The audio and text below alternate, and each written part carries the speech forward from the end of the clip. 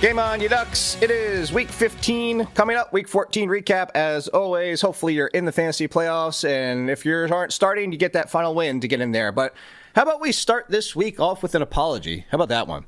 An apology that the Commanders just committed malpractice. Like, honestly, I'm sorry, everybody. This is egregious. You know I've been saying it this entire season that I was dubious that Jaden Daniels would come back this year being out of the fantasy play or being out of the real NFL playoffs. Now you're possibly out of the fantasy playoffs if you started him. But that the Commanders, no reason to put him on the field. Their franchise quarterback, their franchise was the right way to put it. And they put him out on the field, not being 100%. I assume they were smarter than this. We saw the brace. We thought, okay, maybe 90% of the elbow, but pretty much 100% overall. It wasn't his legs. It wasn't his throwing arm. And he leaves the game because he fell on it, got tackled on it, kind of more fell on it after the turnover, and then wasn't to be seen the rest of the game. And then, of course, they say he could have come back in the game. I don't believe you, .gif. Stop with this nonsense. I'm sorry. I apologize to everybody out there who started him just like me. I'm with you. I had him in my favorite league, my home keeper auction league. I started him and probably going to miss my bye because of it. So I apologize that I said, yeah, put him out there because he's Jaden Daniels. I apologize the Commanders were this stupid. Chase Brown. Is it time or finish him? Or is that what we're done? Is this a fatality? There's zero hope left for Chase Brown now to the fact he lost touches in a decent volume fashion to Samaje Perine, and now we've got the little floating rumors of Taj Brooks potentially getting into the mix. Are we done? Fatality? It's over. All our hopes are done. Yeah, I mean, look, obviously the Chase Brown thesis this season was Joe Burrow's quarterback. They're going to have a lot of scoring opportunities, and Chase Brown will more than likely see a lot of looks both on the ground and through the air. And that was the case to start the season. He had a 100% running back rush share during the first 2 weeks of the season. He saw every single running back rush.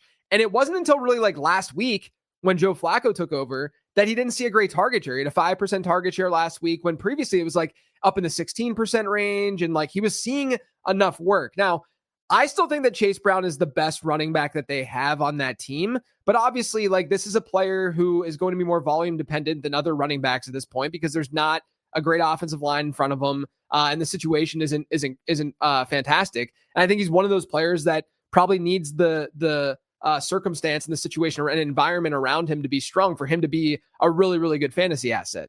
I still look at him and this Bengals situation and I'm like, nothing's been normal this season. I just want something to just be normal. I just want one game to be normal. Even last week, if you want to call that normal, they get the Packers and at Lambeau, it hasn't been a normal season whatsoever for this Bengals offense and specifically for Chase Brown. So I want to see what they do this weekend in Pittsburgh, against Pittsburgh. Flacco, he didn't dump the ball off as much this past week, but Chase Brown had a very similar route participation rate. So that kind of thing fluctuates and usually will regress to some mean eventually. I still think Chase Brown can be a 10 to 12% target share player. And if he sees even 2/3 of the team's running back rushes like he's been seeing the last couple of weeks, or at least he saw last week, I think he has a chance to at least be more usable than what perception is saying. But if you were to say, is he going to even come close to where we were drafting him? No. I mean, I think we're past that point. So I'm not ready to just Mortal Kombat him, to the waiver wire. But I do think that we've changed our expectations. Okay, now we're at this new expectation of could he be a low end 2? I think it's still possible rest of the season. Game on, you Ducks, and what better way to start the fantasy playoffs than with a ton of happiness or maybe a lot of stress. If you're good friend of the show, Joe Pisapia, and you face not only Kyle Pitts, but also Bijan Robinson, you're probably thinking about what you're going to do in the offseason. Maybe looking at 2026. But look, hey, it's not all over for you yet. I'm going to talk about that in a second. But Kyle Pitts, biggest day of his career, biggest day of tight ends for this fantasy season.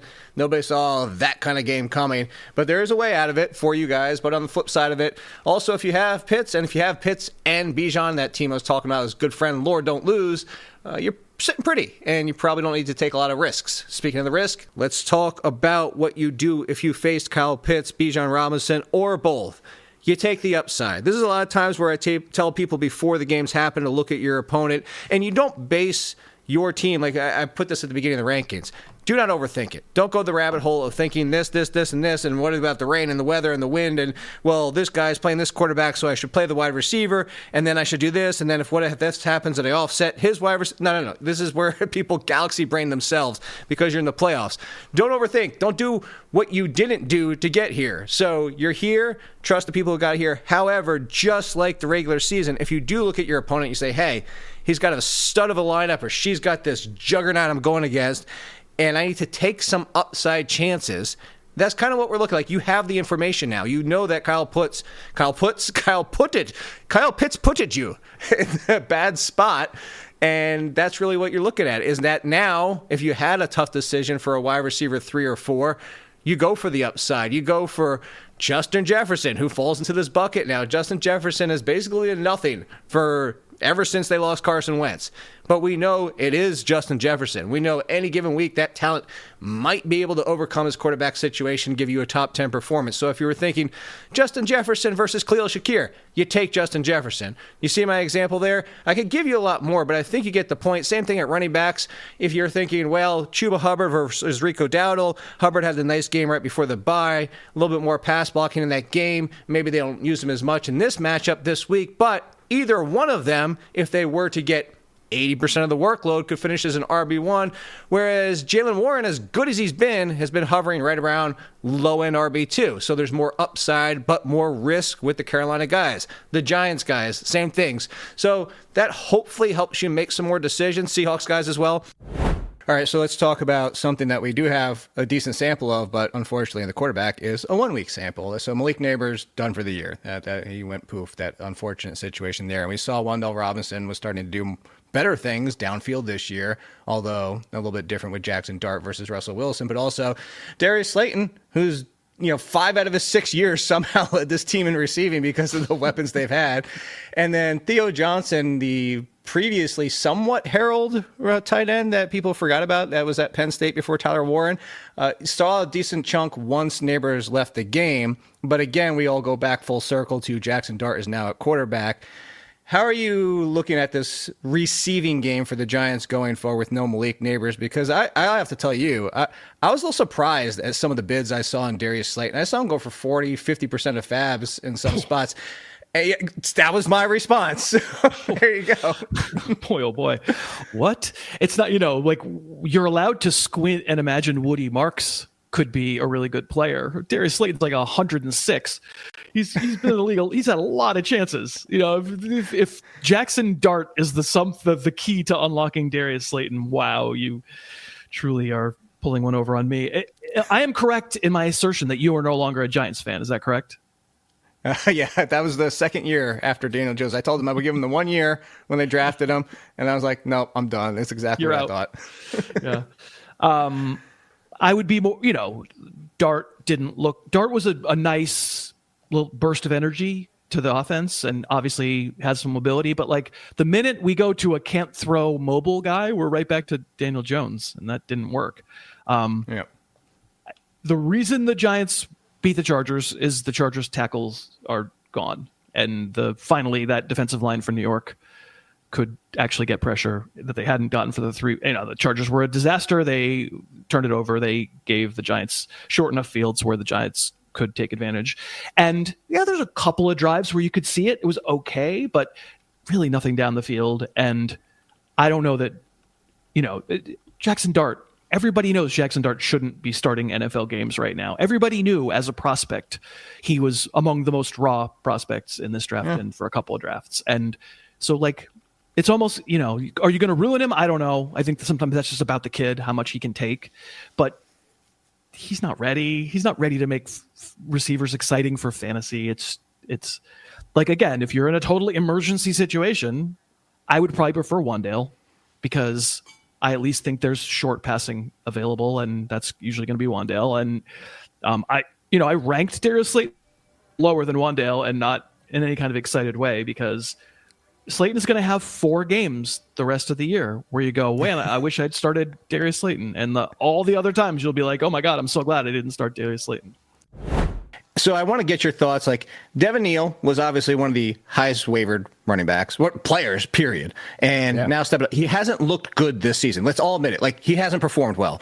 Could it be partly the Saints? Sure. He finally did look good in the passing game, at least in week 12. And I just saw you point at me for that. But he's taking over Kamara.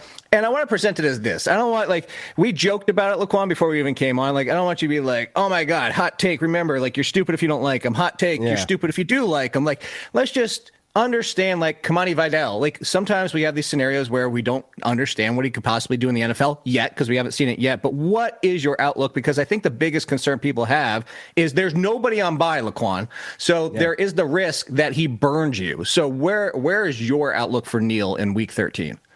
Like, we have to have our expectations in order and really look and analyze like this entire situation. It's the Saints offense, right? We haven't seen anybody occupy that backfield with positive yards before contact or having efficient yards per carry other than Kendre Miller. And not having Kendre Miller there, this is where that 1-2 punch between him and Devin Neal could have worked.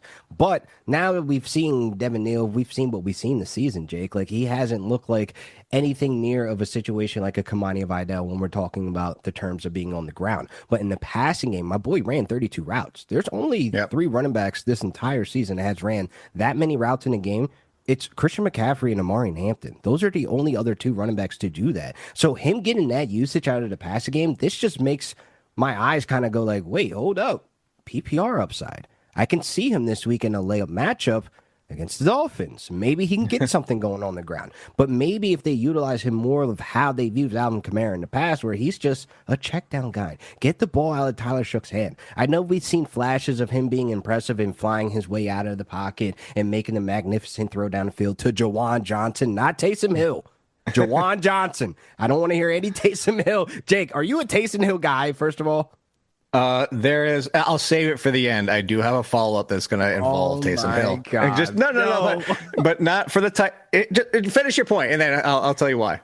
My point is that overall, when we're looking at this Saints offense, I look at this week with no buys. I'm not bullying him into my starting lineups. Like, he's not pushing out guys that I feel very reliable at the running back position as my 1 and 2, or even the flex in the territory where I can have guys that are bust or boom. Like, I'm flexing Stephon Diggs weekly. That's how, value I have that late in depth of, like, where I went in drafts and got guys like that. Like, I don't see him bullying his way into my starting lineup. But if let me give you one toss-up. Team, yeah, go ahead. We're not going to go player. Just one general toss-up. The second piece of a backfield or Devin Neal as the lead. And I'm going to give one toss-up being very simple. Kenneth Gainwell or Devin Neal, if it's your team, Laquan, who are you starting? It's Kenneth Gainwell. He's shown us. See, I'm with you on that. Yeah, let's do it. Where you shouldn't get cute with Devin Neal. Like, you should be thankful you have him if you are a down bad team in the middle of the fence and trying to stack those wins every season. You have no other option. Sure, I get it. I understand your struggles.